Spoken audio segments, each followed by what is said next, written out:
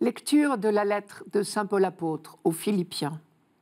Frères, ne soyez inquiets de rien, mais en toutes circonstances, priez et suppliez tout en rendant grâce pour faire connaître à Dieu vos demandes. Et la paix de Dieu, qui dépasse tout ce qu'on peut concevoir, gardera vos cœurs et vos pensées dans le Christ Jésus. Enfin, mes frères, tout ce qui est vrai et noble, tout ce qui est juste et pur, tout ce qui est digne d'être aimé et honoré, tout ce qui s'appelle vertu et qui mérite des éloges, tout cela, prenez-le en compte. Ce que vous avez appris et reçu, ce que vous avez vu et entendu de moi, mettez-le en pratique. Et le Dieu de la paix sera avec vous. Ne soyez inquiets de rien, dit Paul. Et nous avons envie de lui répondre que ce n'est pas toujours facile. Mais il faut relire le verset qui précède ce texte dans la lettre de Paul. Il dit « Le Seigneur est proche ». Voilà, pour Paul, la meilleure et même la seule raison de rester serein, quoi qu'il arrive. Derrière cette petite phrase « Le Seigneur est proche », il me semble qu'on peut entendre deux choses.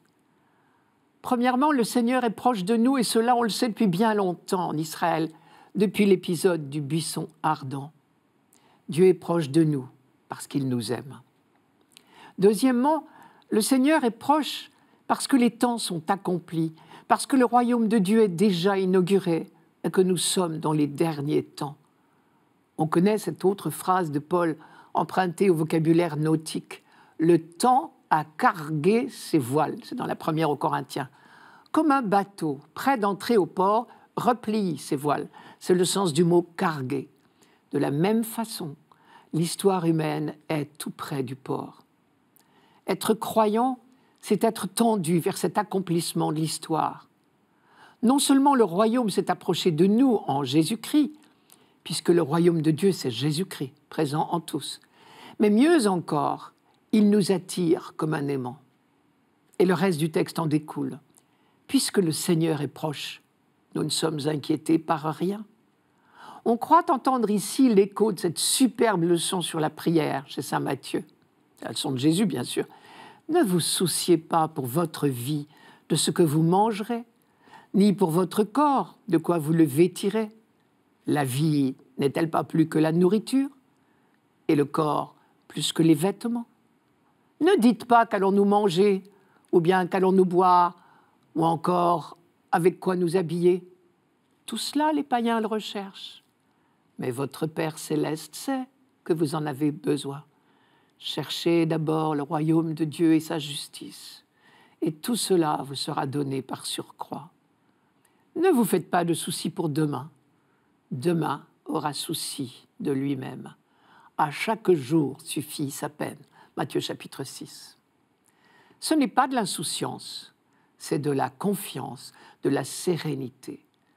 Ne soyez inquiets de rien, puisque tout est déjà donné. Il n'y a qu'à puiser. Nous n'avons qu'à nous laisser emporter dans le torrent de la grâce.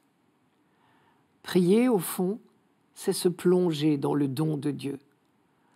Alors nous comprenons pourquoi dans la prière, supplication et action de grâce sont toujours liées. C'est une caractéristique de la prière juive, qui dit toujours en même temps « Tu es béni, Seigneur, toi qui nous donnes, et, s'il te plaît, donne-nous. » C'est logique d'ailleurs. Si l'on prie Dieu, c'est parce qu'on sait qu'il peut et qu'il veut notre bonheur et qu'il y travaille sans cesse. Lui demander quelque chose, c'est, implicitement au moins, lui rendre grâce. Et c'est très exactement ce que dit Paul. En toutes circonstances, priez et suppliez tout en rendant grâce pour faire connaître à Dieu vos demandes. Mais comme disait Jésus, il ne suffit pas de dire « Seigneur, Seigneur », il faut encore faire la volonté du Père. Paul fait la même recommandation. Tout ce qui est vrai et noble, tout ce qui est juste et pur, prenez-le en compte. Il attache certainement une grande importance à cette pratique d'une vie droite et fraternelle, puisqu'il la met exactement en parallèle avec la prière.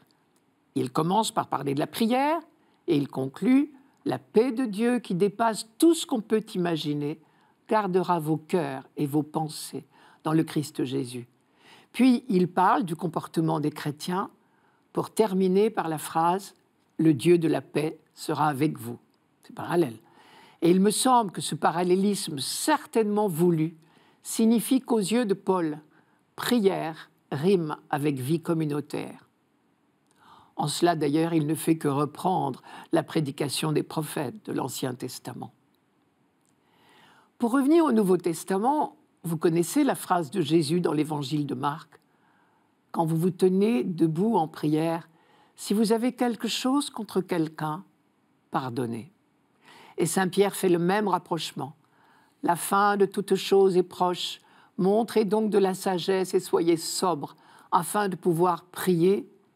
Ayez avant tout un amour constant les uns pour les autres. » À en croire Paul, la paix est donc au bout de ce chemin où vie de prière et valeurs communautaires marchent de pair.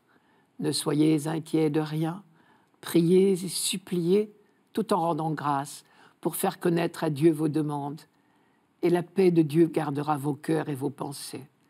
Et tout ce qui est vrai et noble, tout ce qui est juste et pur, prenez-le en compte, et le Dieu de la paix sera avec vous.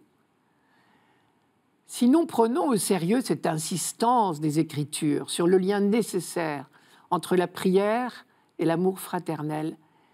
Il y a là sans aucun doute une leçon pour nous. Non seulement nos inquiétudes nous font oublier que Dieu nous aime, mais plus grave peut-être, elles nous ferment le cœur.